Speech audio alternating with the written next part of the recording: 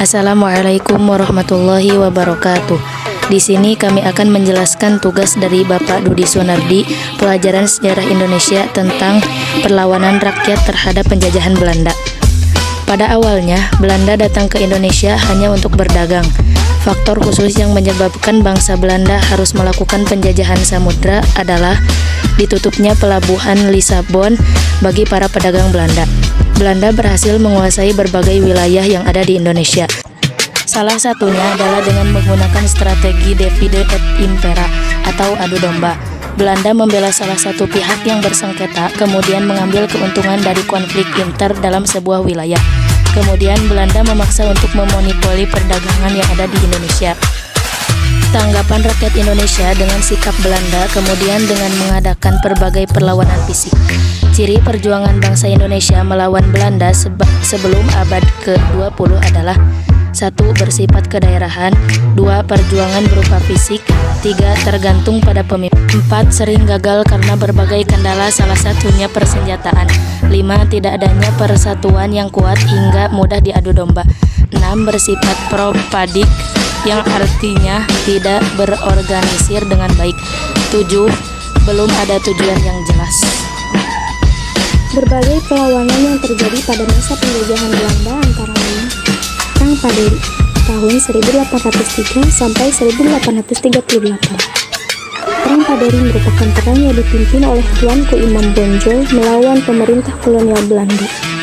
Peristiwa ini berawal dari gerakan Paderi untuk memurnikan ajaran Islam di wilayah Minangkabau, Sumatera Barat. Perang ini dikenal dengan nama Perang Paderi karena merupakan perang antara kaum Paderi atau kaum putih atau golongan agama melawan kaum hitam atau kaum adat dan Belanda. Tokoh-tokoh pendukung kaum Paderi adalah Tuanku Nantenceh, Tuanku Kota Tua, Tuanku Mensiangan, Tuanku Pesaman, Tuanku Tambusi, dan Tuanku Imam. Jalannya Perang Paderi dapat dibagi menjadi 3 tahapan. 1. Tahap 1, tahun 1803. Ciri perang tahap pertama ini adalah murni perang saudara dan belum ada campur tangan pihak luar. Dalam hal ini Belanda. Perang ini mengalami pengembangan baru saat kaum adat meminta bantuan kepada Belanda.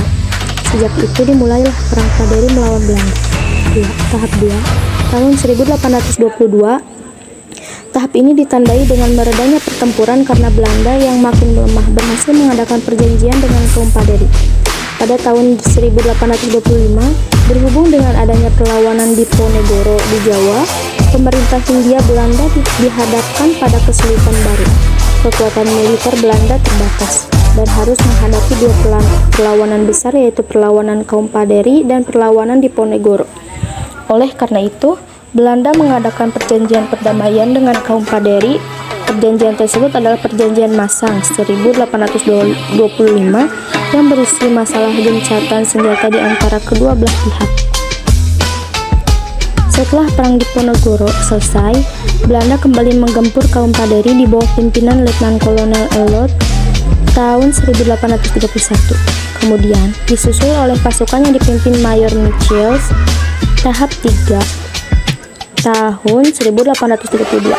Perang pada tahap ini adalah perang semesta rakyat Minangkabau mengusir Belanda. Sejak tahun 1831, kaum adat dan kaum Paderi bersatu melawan Belanda yang dipimpin oleh Tuanku Imam Bonjol. Pada tanggal 16 Agustus 1837, jam 8 pagi, Bonjol secara keseluruhan diduduki Belanda. Tuanku Imam mengungsi ke Marapak. Pertempuran itu berakhir dengan penangkapan Tuanku Imam yang langsung dibawa ke Padang.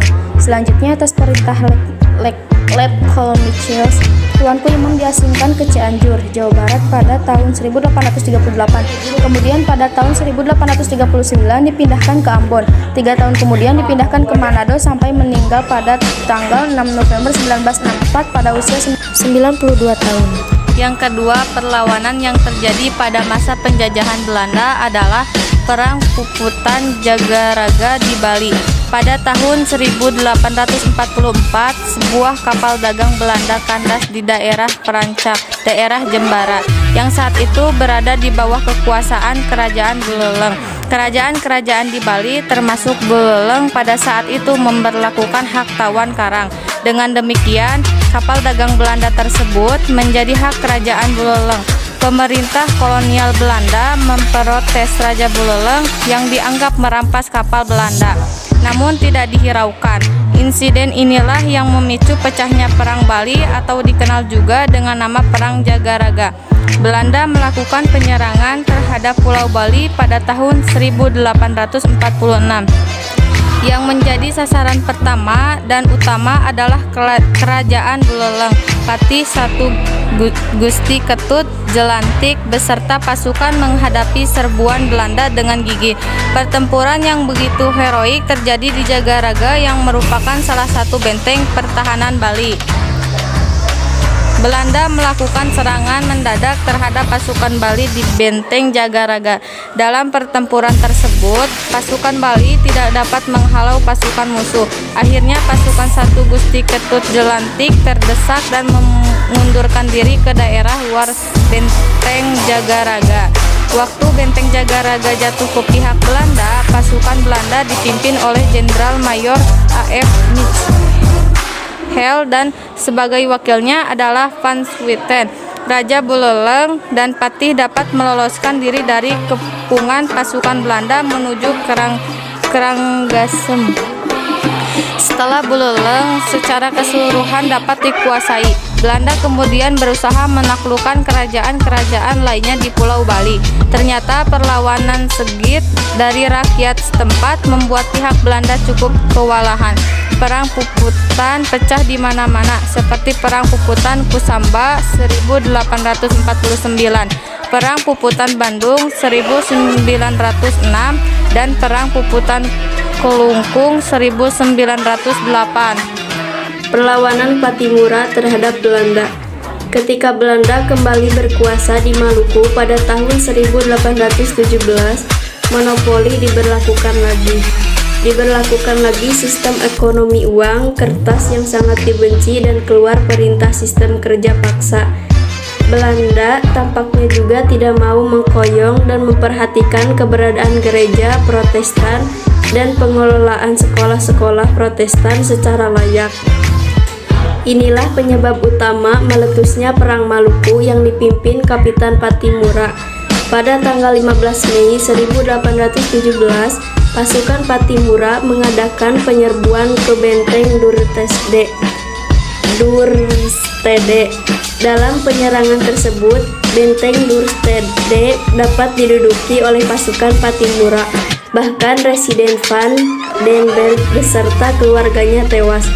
Tentara Belanda yang tersisa dalam benteng tersebut menyerahkan diri. Dalam penyerbuan itu, Patimura dibantu oleh Antoni Rebok, Christina Marta Tiahahu, Philip Latusamina, dan Kapitan Said Printa. Berkat siasat Belanda yang berhasil membujuk Raja Boy, pada tanggal 11 November 1817, Thomas Matulesi atau yang akrab dikenal dengan gelar Kapitan Patimura berhasil ditangkap di perbatasan Hutan Boy dan Haria. Akhirnya, vonis hukuman digantung dijatuhkan kepada 4 pemimpin, yaitu Thomas Matulesi atau Kapitan Patimura, Antoni Rebok Said Printa, dan Philip Latumaniha. Eksekusi hukuman gantung sampai mati dilaksanakan pada pukul 7 tanggal 10 Desember 1817 disaksikan rakyat Ambon. Perlawanan Kerajaan Aceh terhadap Belanda.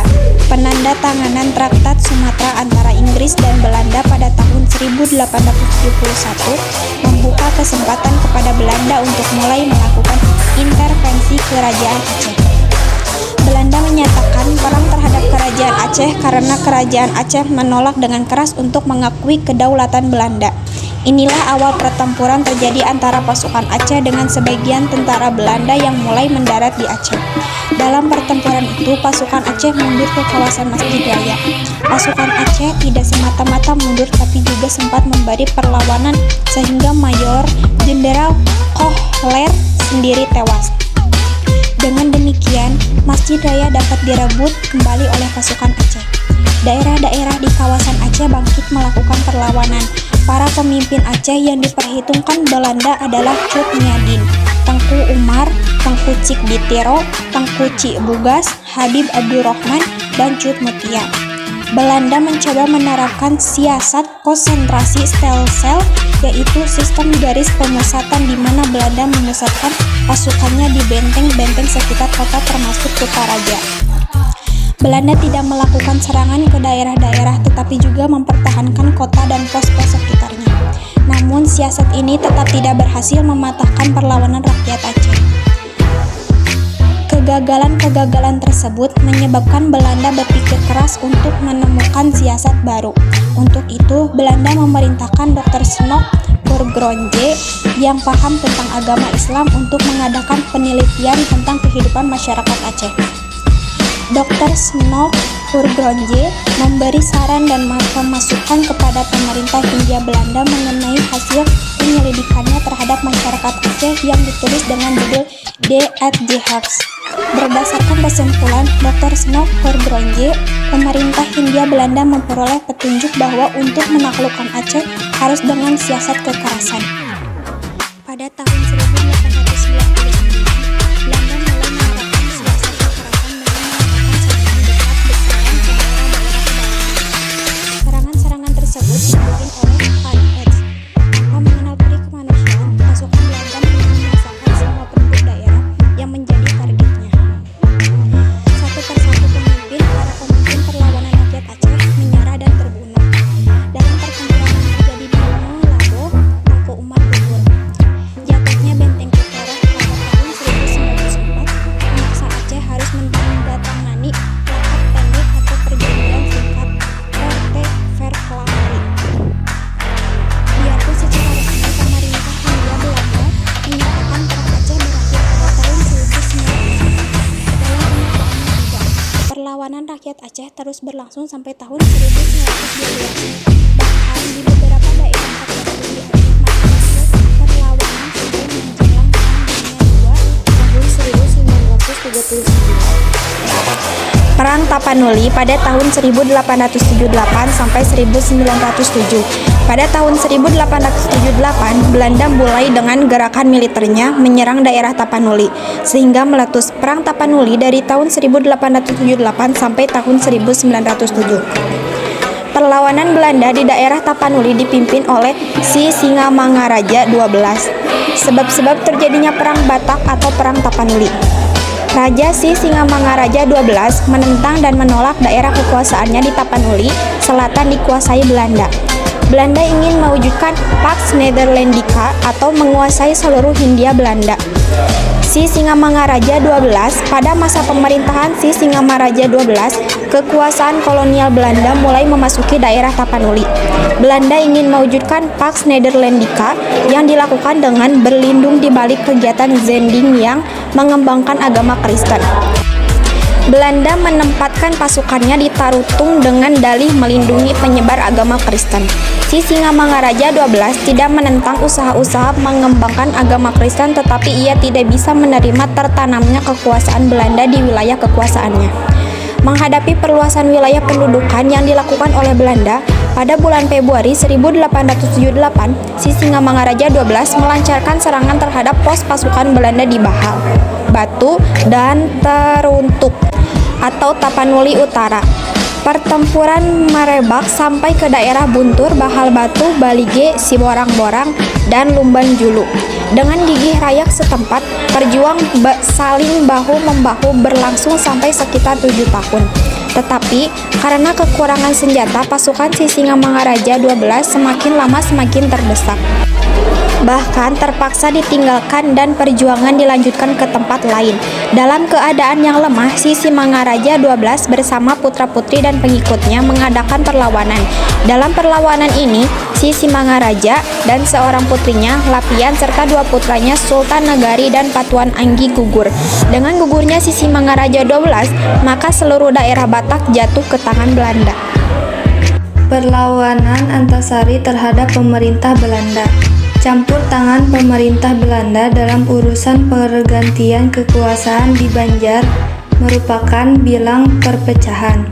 Sewaktu-waktu sewaktu Sultan Adam Al-Wasik Billah memegang tahta kerajaan Banjar 1825 sampai 1857. Putra mahkota yang bernama Sultan Muda Abdurrahman meninggal dunia. Dengan demikian, calon berikutnya adalah putra Sultan Muda Abdurrahman atau cucu Sultan Adam. Yang menjadi masalah adalah cucu Sultan Adam dari putra mahkota ada 2 orang, yaitu Pangeran Hidayatullah dan Pangeran Tamjid. Sultan Adam cenderung untuk memilih Pangeran Hidayatullah, alasannya memiliki perangai yang baik, taat beragama, luas pengetahuan, dan disukai rakyat. Sebaliknya, Pangeran Tamjid kelakuannya kurang terpuji, kurang taat beragama, dan bergaya hidup kebarat-baratan meniru orang Belanda. Pangeran Tamjid inilah yang dekat dengan Belanda dan dijagokan oleh Belanda. Belanda menekan Sultan Adam dan mengancam supaya mengangkat Pangeran Tamjid. Di mana-mana timbul suara ketidakpuasan masyarakat terhadap Sultan Tamjidillah. 2 gelar Sultan Tamjid setelah naik tahta, dan kebencian rakyat terhadap Belanda. Kebencian rakyat lama-lama berubah menjadi bentuk perlawanan yang terjadi di mana-mana. Perlawanan tersebut dipimpin oleh seorang figur yang didambakan rakyat, yaitu Pangeran Antasari. Pangeran Hidayatullah secara terang-terangan menyatakan memihak kepada Pangeran Antasari. Berikut perlawanan rakyat terhadap Belanda mulai berkobar sekitar tahun 1859. Pangeran Antasari juga diperkuat oleh Kai Demang Lehman, Haji Nasrun, Haji Buyasin, dan Kai Langlang. Penyerangan diarahkan pada pos-pos tentara milik Belanda dan pos-pos misi Nasrani. Benteng Belanda di Tambania berhasil direbut dan dikuasai. Tidak lama kemudian datang bantuan tentara Belanda dari Jawa yang dipimpin oleh Pespik, berhasil membalik keadaan setelah terjadi pertempuran sengit. Akibat musuh terlalu kuat, beberapa orang pemimpin perlawanan dianggap Pangeran Hidayatullah ditawan oleh Belanda pada tanggal 3 Maret 1862 dan diasingkan ke Cianjur, Jawa Barat. Pada tanggal 11 Oktober 1862, Pangeran Antasari wafat. Sepeninggal Pangeran Antasari, para pemimpin rakyat mufakat sebagai penggantinya adalah Gusti Muhammad Seman, putra Pangeran Antasari. Yang terakhir adalah perlawanan Diponegoro terhadap Belanda. Pangeran Diponegoro, sebelum perang Diponegoro meletus, terjadi kekalutan di Istana Yogyakarta.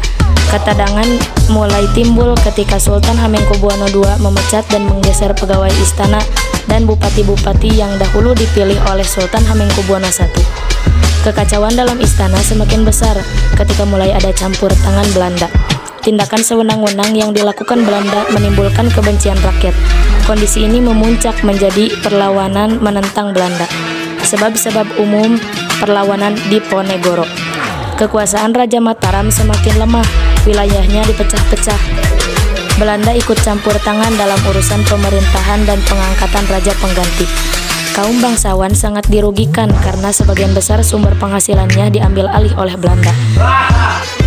Mereka dilarang menyewakan tanah, bahkan diambil alih haknya. Adat istiadat keraton menjadi rusak dan kehidupan beragama menjadi merosot. Penderitaan rakyat yang berkepanjangan sebagai akibat dari berbagai macam pajak, seperti pajak hasil bumi, pajak jembatan, pajak jalan, pajak pasar, pajak ternak, pajak dagangan, pajak kepala, dan pajak tanah. Hal yang menjadi sebab khusus perlawanan Pangeran Diponegoro adalah adanya rencana pembuatan jalan yang melalui makam leluhur Pangeran Diponegoro di Tegalrejo. Dalam perang tersebut, Pangeran Diponegoro mendapatkan dukungan dari rakyat Tegalrejo dan dibantu Kiai Mojo, Pangeran Mangkubumi, Sentot Ali Basyah, Priwirodirjo, dan Pangeran Dipokusumo. Pada tanggal 20 Juli 1825, Belanda bersama Pati Danurejo IV mengadakan serangan ke Tegalrejo. Pangeran Diponegoro bersama pengikutnya menyingkir ke Selarong, sebuah perbukitan di selatan Yogyakarta. Selarong dijadikan markas untuk menyusun kekuatan dan strategi penyerangan secara gerilya. Agar tidak mudah diketahui oleh pihak Belanda, tempat markas berpindah-pindah dari Selarong ke Plered, kemudian ke Dekso, dan ke Pengasih. Perang Diponegoro menggunakan siasat perang gerilya untuk melakukan perlawanan terhadap Belanda. Berbagai upaya untuk mematikan perlawanan Pangeran Diponegoro telah dilakukan Belanda, namun masih gagal. Siasat benteng stelsel atau sistem benteng yang banyak menguras biaya diterapkan juga. Namun, sistem benteng ini juga kurang efektif untuk mematahkan perlawanan Diponegoro. Jenderal Derok akhirnya menggunakan siasat tipu muslihat melalui perundingan. Pada tanggal 28 Maret 1830, Pangeran Diponegoro bersedia hadir untuk berunding di rumah Residen Kedu di Magelang. Dalam perundingan tersebut, Pangeran Diponegoro ditangkap dan ditawan di Semarang dan dipindahkan ke Batavia. Selanjutnya, pada tanggal 3 Mei 1830, dipindahkan lagi ke Manado. Pada tahun 1834, pengasingannya dipindah lagi ke Makassar sampai meninggal dunia pada usia 70 tahun, tepatnya pada tanggal 8 Juni 1855.